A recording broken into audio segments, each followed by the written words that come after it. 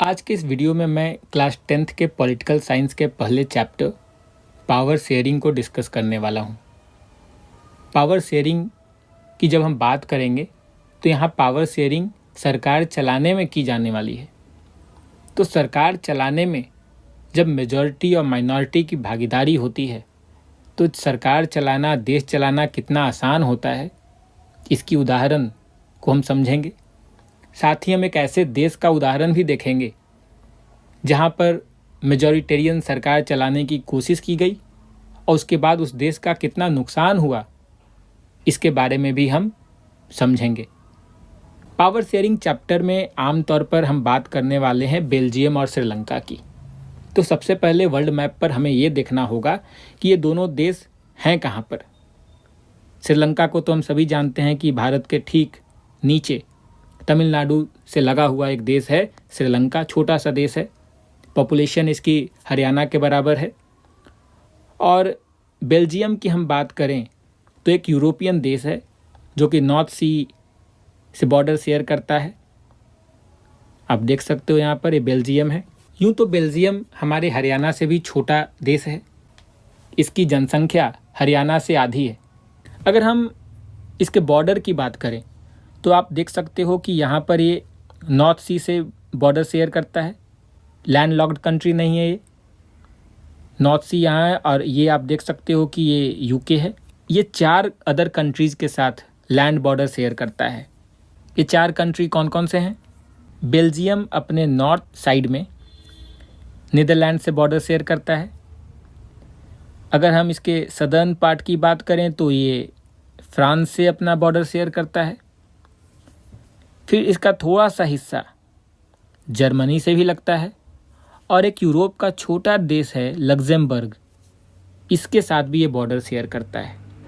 आपको ध्यान में रखना है कि नीदरलैंड्स में डच भाषा बोली जाती है, फ्रांस में हम सभी को पता है फ्रेंच ज़्यादा बोली जाती है, और जर्मनी में जर्मन बोली जाती है।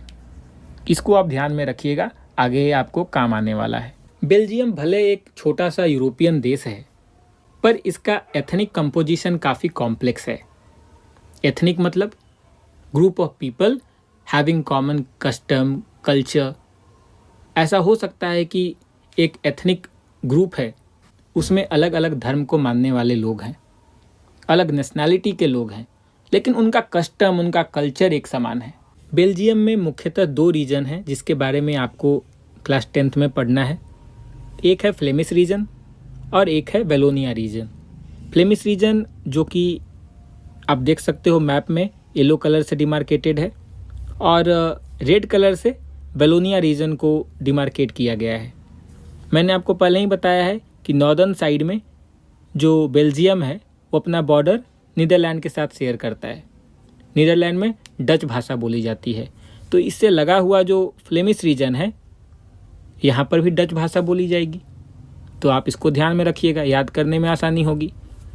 मैंने फिर आपको बताया था कि नीचे में सदर्न एरिया जो है इसका, ये फ्रांस से बॉर्डर शेयर करता है। तो ये वेलोनिया रीजन है और यहाँ पर फ्रेंच भाषा बोली जाती है। और फिर मैंने आपको ये बताया था कि ये जो हिस्सा है ये जर्मनी से बॉर्डर शेयर करता है, और बेल्जियम की 1% जो पॉपुलेशन है वो जर्मन भाषा बोलती है। अब जो मैं आपको बताने वाला हूँ उसे ध्यान से सुनिएगा। बेल्जियम की राजधानी है ब्रसेल्स, और यहाँ 80% लोग फ्रेंच भाषा बोलते हैं, जबकि मात्र 20% लोग डच भाषा बोलते हैं। अगर हम पूरे बेल्जियम की बात करें तो जहाँ कैपिटल में डच बोलने वाले माइनॉरिटी में हैं, वो फिर देश के कॉन्टेक्स्ट में मेजॉरिटी हो जाते हैं, क्योंकि बेल्जियम की 59% पॉपुलेशन जो कि फ्लेमिश रीजन में रहती है वो डच लैंग्वेज बोलती है, जबकि 40% पॉपुलेशन जो कि वेलोनिया रीजन में रहती है वो फ्रेंच लैंग्वेज बोलती है, और वो माइनॉरिटी है। यहाँ मेजॉरिटी और माइनॉरिटी में कॉन्फ्लिक्ट इस कारण से बढ़ा क्योंकि वहाँ की माइनॉरिटी के पास संसाधन ज़्यादा थे, वो रिच थे, पावरफुल थे, जबकि वहाँ की मेजॉरिटी के पास इकोनॉमिक डेवलपमेंट देर से पहुँची। उनके पास एजुकेशन और जॉब की अपॉर्चुनिटीज़ कम थी as compare to that of French speaking population, और इसके कारण दोनों कम्युनिटी के बीच में टेंशन की शुरुआत हुई, और ये टेंशन 1950s 1960s तक रही। लेकिन इसके बाद दोनों कम्युनिटी ने एक साथ आकर किस प्रकार अपने मतभेदों को दूर किया और बेल्जियम को इकट्ठे रखा पावर शेयरिंग करके, हम आगे पढ़ने वाले हैं। तो इसे आप देख सकते हो एकोमोडेशन इन बेल्जियम में, कि वहाँ पर किस प्रकार दोनों ही कम्युनिटी साथ आकर और अपने मतभेदों को भुलाते हैं और पावर शेयरिंग करते हैं। सो वहाँ जो एथनिक कॉन्फ्लिक्ट थी, जो टेंशन थी दोनों कम्युनिटी के बीच में, उसे नज़रअंदाज नहीं किया गया, बल्कि बैठकर दोनों ने बात किया, एक दूसरे की भावनाओं को समझा और उसको ध्यान में रखकर 1970 से लेकर 1993 के बीच में उन्होंने बेल्जियम के संविधान को 4 बार बदला। और उस बदलाव के बाद उसमें क्या प्रोविज़न किए गए, आगे आपको ये देखना चाहिए। सबसे पहले संविधान को बदलकर उसमें प्रोविज़न किया गया कि जो सेंट्रल गवर्नमेंट होगी उसमें डच लैंग्वेज बोलने वाले और फ्रेंच लैंग्वेज बोलने वाले मिनिस्टर की संख्या एक समान होगी। उसके बाद कोई अगर स्पेशल लॉ पास करना होगा बेल्जियम में, तो उसमें दोनों ही कम्युनिटी के मेंबर की सहमति होनी चाहिए, कोई यूनिलैटरल डिसीजन नहीं लिया जाएगा। इसके बाद जो वहाँ की सेंट्रल गवर्नमेंट थी उसने स्टेट गवर्नमेंट को एम्पावर किया और काफ़ी सारे पावर उसे दिए, ताकि सेंट्रलाइजेशन ऑफ पावर ना हो और केवल केंद्र सरकार के पास पावर इकट्ठे ना रहे। अगर राज्य सरकार अपने रीजन में कोई डेवलपमेंट करना चाहे, लोगों का विकास करना चाहे, तो केंद्र सरकार इसमें रोड़ा न लगा सके। इसके बाद बेल्जियम की राजधानी ब्रसल्स में एक सेपरेट गवर्नमेंट का सेटअप किया गया, जिसमें फ्रेंच स्पीकिंग और डच स्पीकिंग दोनों ही कम्युनिटी को इक्वल रिप्रेजेंटेशन दिया गया। अब कोई अगर कहेगा कि ब्रसल्स में तो फ्रेंच स्पीकिंग 80% थे, फिर भी उन्होंने 20% डच स्पीकिंग लोगों को इक्वल रिप्रेजेंटेशन क्यों दे दिया? तो आपको ये भी ध्यान में रखना होगा कि जो बेल्जियम है उसके सेंट्रल गवर्नमेंट में डच स्पीकिंग लोग मेजॉरिटी में होने के बावजूद स्वीकार करते हैं कि हम फ्रेंच स्पीकिंग लोगों को भी सेंट्रल गवर्नमेंट में इक्वल रिप्रेजेंटेशन देंगे। इसीलिए जब वहाँ की कैपिटल में सेपरेट गवर्नमेंट सेटअप किया गया तो फ्रेंच स्पीकिंग लोगों ने डच स्पीकिंग लोगों को इक्वल रिप्रेजेंटेशन दिया। सेंट्रल गवर्नमेंट और स्टेट गवर्नमेंट के बाद वहाँ पर एक और गवर्नमेंट सेटअप किया गया, जिसे कहते हैं community government. Community government Dutch speaking, French speaking और जर्मन स्पीकिंग तीनों ही भाषा के लिए अलग अलग सेटअप की गई और इस गवर्नमेंट का काम mainly cultural, educational and language related issues को एडमिनिस्टर करना है। तो हमने देखा कि बेल्जियम की मेजॉरिटी और माइनॉरिटी कम्युनिटी के बीच में मतभेद थे, कॉन्फ्लिक्ट थी। इसके बावजूद दोनों एक साथ आए, बातचीत किया, एग्रीमेंट किया और संविधान को इस तरीके से अमेंड किया कि आज दोनों ही कम्युनिटी वहाँ पीसफुली एक दूसरे के साथ रह रहे हैं और बेल्जियम आज एक डेवलप्ड कंट्री के रूप में जाना जाता है। जब कई छोटे छोटे यूरोपीय देश एक साथ आकर यूरोपियन यूनियन बनाते हैं, तो उस यूरोपियन यूनियन का पार्लियामेंट ब्रसल्स यानी बेल्जियम की राजधानी में बनाया जाता है। ये तो आपने एक अच्छा उदाहरण देखा पावर शेयरिंग का। अब एक खराब उदाहरण देख लो। इसके लिए आपको कहीं ज़्यादा दूर नहीं जाना है, अपने पड़ोसी देश श्रीलंका की ही बात कर लेते हैं। श्रीलंका 1948 में आज़ाद हुआ, 1948 में, और जब वो आज़ाद हुआ तो वहाँ की अगर हम पॉपुलेशन के कंपोजिशन की बात करें तो 74% जो वहाँ की आबादी थी वो सिन्हला स्पीकर थी। यहाँ पर आप देख सकते हो the major social groups are Sinhala speakers 74%, और जो उस देश में तमिल स्पीकर्स हैं वो 18% है। अब तमिल स्पीकर्स में भी दो सब कैटेगरी है। एक है वहाँ के नेटिव तमिल स्पीकर जिन्हें श्रीलंकन तमिल्स कहा जाता है और उनकी आबादी 13% है, और बाकी 5% इंडियन तमिल्स हैं जिनके फोरफादर ब्रिटिश राज के दौरान काम करने के लिए श्रीलंका गए थे और फिर वहीं रह गए। उन्हें इंडियन तमिल्स कहा जाता है। जो सिन्हला स्पीकिंग पीपल हैं वो मेनली बुद्धिस्ट हैं, जबकि जो तमिल्स हैं वहाँ वो हिंदूज हैं और मुस्लिम्स हैं। इसके अलावा श्रीलंका में 7% क्रिश्चियंस भी हैं जो कि बोथ तमिल और सिन्हला हैं। अगर श्रीलंकन तमिल्स की बात करें तो आप मैप में देख सकते हैं वो मेनली नॉर्थ और ईस्ट साइड में कॉन्सेंट्रेटेड है। अब जब श्रीलंका आज़ाद हुआ तो वहाँ की जो मेजॉरिटी पॉपुलेशन थी सिन्हला की, उन्होंने बदमाशी करना शुरू कर दिया। क्या बदमाशी की उन्होंने कहा कि हम मेजॉरिटी में हैं, जिसकी लाठी उसकी भैंस, हम अपने मन मुताबिक सरकार चलाएंगे। 1956 में एक एक्ट पास किया गया श्रीलंका में, जिसके अनुसार सिंहला को वहाँ का ऑफिशियल लैंग्वेज स्वीकार किया गया, तमिल को डिसरिगार्ड किया गया। उसके बाद वहाँ ऐसे पॉलिसीज बनाई गई जिसके कारण वहाँ के जॉब्स में, यूनिवर्सिटीज़ में, एजुकेशन में जो सिंहला स्पीकर थे उनको प्रेफरेंस दी जाने लगी और तमिल स्पीकर को इग्नोर किया जाने लगा। जाहिर सी बात है कि ये बात वहाँ के माइनॉरिटी को पसंद नहीं आया। उन्होंने कहा कि हमें भी रिप्रेजेंटेशन दो, हमारे तमिल को भी रिकॉग्नाइज करो, पर ऐसा किया नहीं गया, जिसके कारण वहाँ पर कॉन्फ्लिक्ट होता है। लेकिन श्रीलंका में कभी भी वहाँ की मेजॉरिटी ने माइनॉरिटी के कंसर्न को नहीं समझा। ना उनके तमिल लैंग्वेज को वहाँ ऑफिशियल लैंग्वेज की रिकॉग्निशन दी गई, ना उनके लिए नॉर्दर्न और ईस्टर्न श्रीलंका में एक अलग स्टेट दिया गया जो कि उनका डिमांड था। 1980s तक वहाँ पर कई पॉलिटिकल ऑर्गेनाइजेशन बन चुके थे जो कि डिमांड कर रहे थे कि हमें एक इंडिपेंडेंट तमिल इलम यानी कि स्टेट दे दो northern and eastern parts of Sri Lanka में, लेकिन उनके इस डिमांड को भी नहीं मीट किया गया। जाहिर सी बात है कि जो डिस्ट्रस्ट था दोनों कम्युनिटीज़ के बीच में वो बढ़ता गया और लेटर ऑन वो एक सिविल वॉर में बदल जाता है।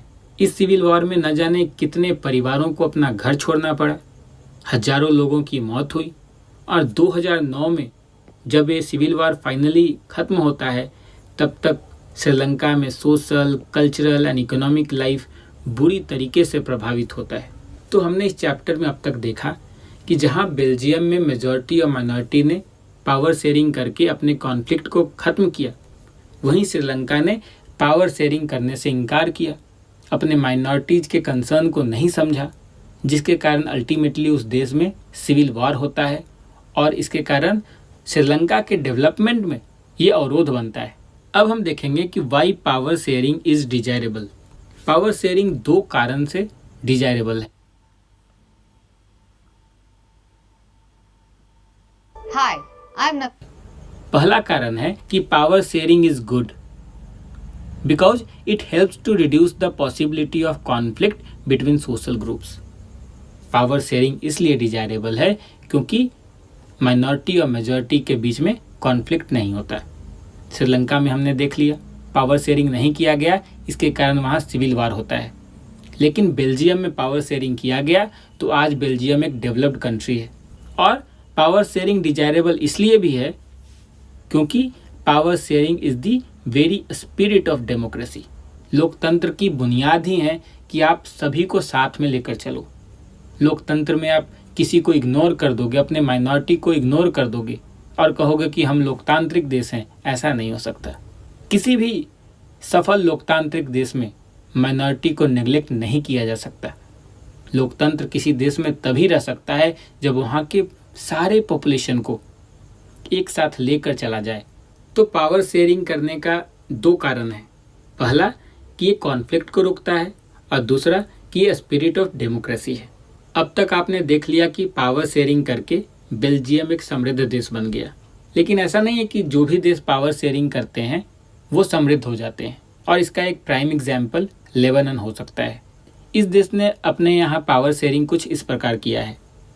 वहाँ के प्रधानमंत्री केवल सुन्नी मुस्लिम कम्युनिटी के होंगे, वहाँ के राष्ट्रपति केवल Maronite sect of Catholic Christian होंगे, वहाँ के डिप्टी प्रधानमंत्री केवल ऑर्थोडॉक्स क्रिश्चियन होंगे, जबकि वहाँ के स्पीकर शिया मुस्लिम कम्युनिटी के होंगे। इस तरीके के पावर शेयरिंग के बावजूद आज लेबनान में आर्थिक बदहाली है, वहाँ इन्फ्लेशन काफ़ी ज़्यादा है और वहाँ पॉलिटिकल इनस्टेबिलिटी है।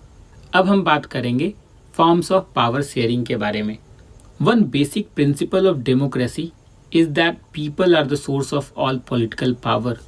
एक लोकतांत्रिक देश में जो पॉलिटिकल पावर होती है वो जनता के हाथों में होता है। जनता जिसे चाहेगी उसे सरकार बनाने का अवसर देगी और वही सरकार बनाएगा। एक मॉडर्न डेमोक्रेसी में किस प्रकार पावर शेयरिंग किया जाता है, चलिए हम उस पर एक नज़र डालते हैं। सबसे पहला फॉर्म ऑफ पावर शेयरिंग होता है हॉरिजॉन्टल डिस्ट्रीब्यूशन ऑफ पावर, जिसमें गवर्नमेंट के 3 ऑर्गन्स जो कि लेजिस्लेचर, एग्जीक्यूटिव और जुडिशियरी होते हैं वो एक ही लेवल पर होते हैं पर अलग अलग पावर एक्सरसाइज करते हैं।